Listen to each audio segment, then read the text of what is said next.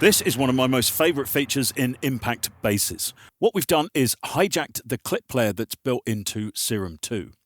Let me go back to this first bass and go to the clip view, and you'll see there's a very simplistic sequence, all hanging around on C3. And the way it's set up means you can send it simple single notes like this and then get rhythm out of it immediately.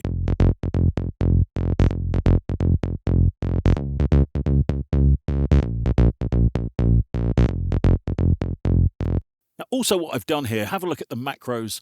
This particular macro number 2 just opens the filter sound up a bit. So I've created an additional track here and I've just put some values in. We can add an additional one and go quite high on, say, that note.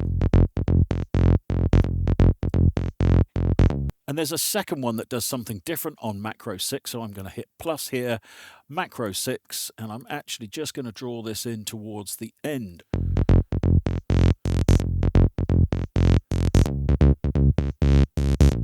The Serum 2 clip player has 12 separate slots for different sequences. Everybody loves some acid.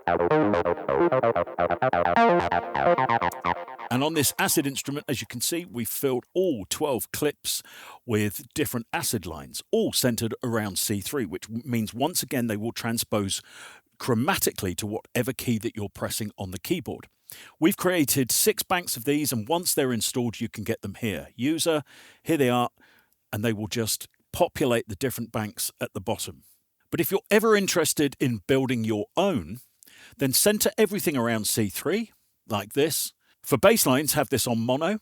If you want to use the same single note rhythm like this on something like plucks or pads, put it to polyphonic. There are, though, a couple of gotchas. We always recommend you turn retrig on, and for launch quantization, I would bring it all the way down to 0.